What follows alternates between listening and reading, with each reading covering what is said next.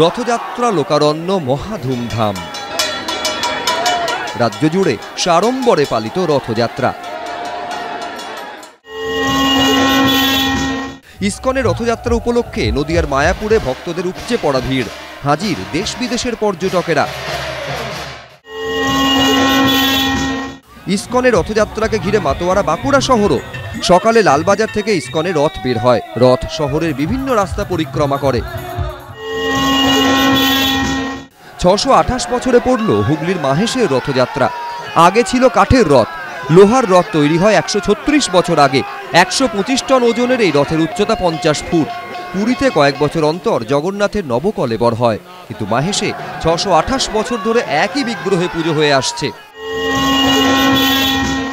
রথযাত্রা ঘিরে উৎসাহ ছিল হুগলির গুপ্তিপাড়ায়।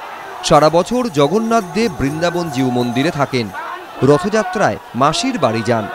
১৭৪০ সালে এই রথ উৎসব শুরু করেন মধুসূদানন্দ, মতান্তরে পীতাম্বরানন্দ। বাঁকুড়ার বিষ্ণুপুরে মল্ল রাজাদের রথ ৩৫০ বছরের পুরনো। এই রথযাত্রার বিশেষত্ব হল জগন্নাথ বলরাম সুভদ্রা নন, রথে সওয়ার হন রাধা মদন গোপাল জিউ। বিকেলে কোচবিহারের মদনমোহনে রথযাত্রার সূচনা হয়। ১০০ বছরের বেশি সময় ধরে নিয়ম নিষ্ঠার সঙ্গে কোচবিহার রাজাদের কুলদেবতা মদনমোহনে রথযাত্রা অনুষ্ঠিত হচ্ছে।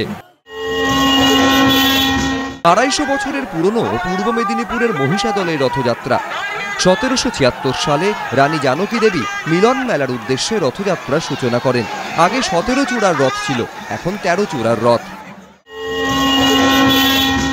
বর্ধমানে বিখ্যাত রাজবাড়ির রাজা ও রানীর রথ। রানীর রথ আগে ছিল রূপোর, কিন্তু এখন সেটি কাঠের। রাজার রথ পিতলের।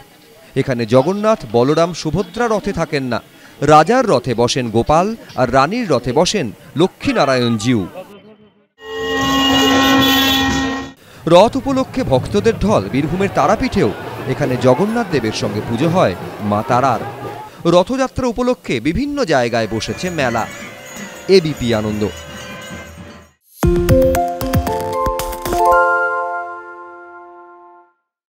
সত্য অন্তহীন, সত্যের খোঁজও তাই।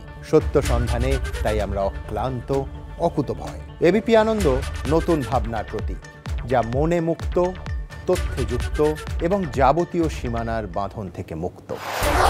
সীমা না শব্দটির মধ্যে লুকিয়ে আছে মানা শব্দটি, যেন চোখ রাঙানি এক অদৃশ্য বেড়াজাল, যা আটকে রাখে আমাদের এক ছোট্ট গণ্ডির মধ্যে। একমাত্র সঠিক খবরই গড়ে তুলবে এক মুক্ত সমাজ।